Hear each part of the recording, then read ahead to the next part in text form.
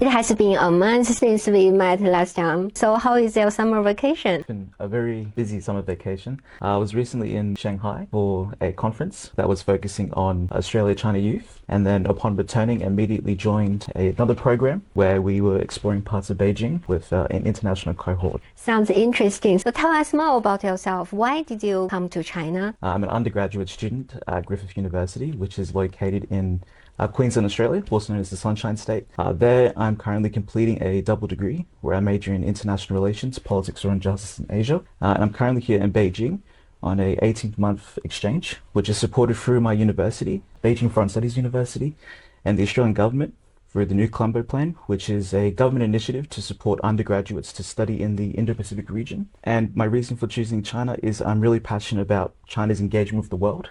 How can Australia learn from this engagement? And in what ways does this engagement impact the globalized system?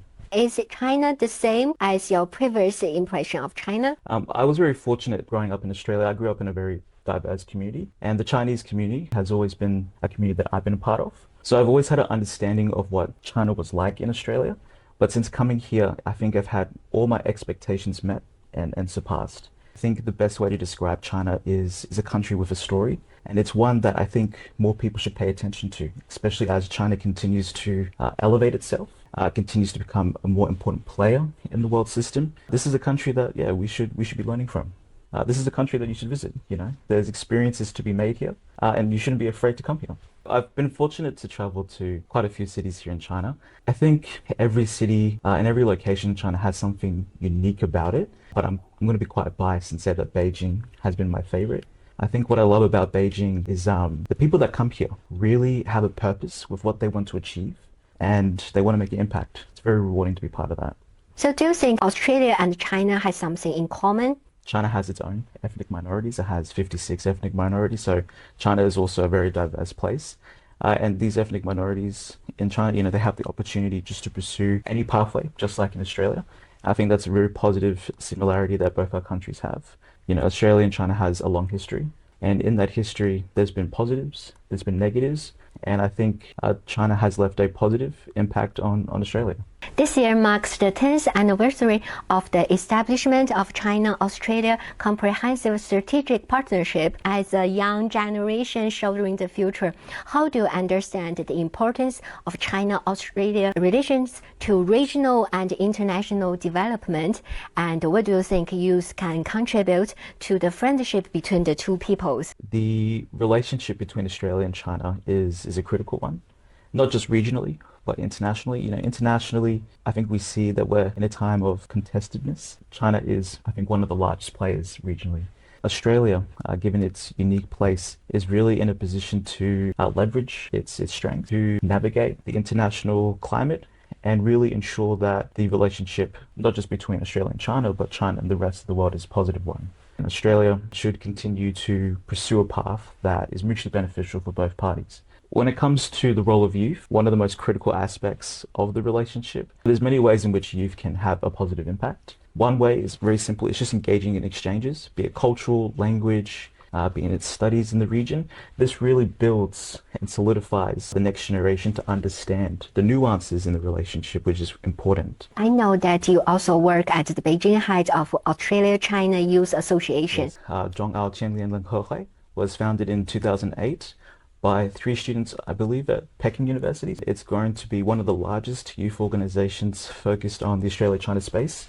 So at its peak, it had 17 chapters and the members in the tens of thousands. My role within ACIA started in 2022, and then I came to China in August of 2023. From there, I then became the president of the Beijing chapter. So not only do we have Australians and Chinese in our membership, we have Indonesians, we have Germans, we have French citizens. Quite a lot of our members come from tech, international development, relations, finance, government sectors, and chambers of commerce. And there's so many things that are happening, and I think young people should have the opportunities to be connected, to join, and to participate in these opportunities. Yeah, what's your plan for the future? What do you want to do after graduation? I think when I first came here, I had a set plan of where I wanted to go. But after meeting all the different communities, meeting all the people here, hearing their stories, hearing their career pathways, I'm more open to kind of letting destiny decide where I go. I still have an idea of where I'd like to be. So I'm very passionate about the development space. I'm very passionate about helping communities become resilient, build themselves up, be strong, independent. So as long as I'm in that area, I'm very happy. I think one thing that I'd like to emphasize is so long as I'm China adjacent. And what I mean by China adjacent is that China's everywhere in the world. It's important to know about China and how China influences the pathway that you take. Because if you're not aware of that, then you're going to fall behind. So yeah, I think that's where I see myself, not necessarily being directly involved in the Australia-China relationship. If I get that opportunity, I'd be more than happy to take it. But as long as I have a connection to China in the work I do, I'd be more than happy. You mentioned China is everywhere, but in some people's idea, China seems scary. Yes, there's good things in change. There's good things in China being everywhere. I think we should be viewing it as an opportunity to learn, as an opportunity to engage, and as an opportunity to take the lessons of what China's doing, implement it in our own strategies, and then reconnect with the world. That's the biggest thing that I want to emphasize. Since now you are here exploring China by yourself, so if you were asked about advice for traveling or studying in China, what answer will you give? Do it. Do it. If you have the opportunity or chance to come to China, take it, seize it. Don't be afraid. And once you take it, just soak it all in, be enriched by it. And from that enrichment, when you go back home eventually, take those lessons, improve your community, and continue that process of engagement.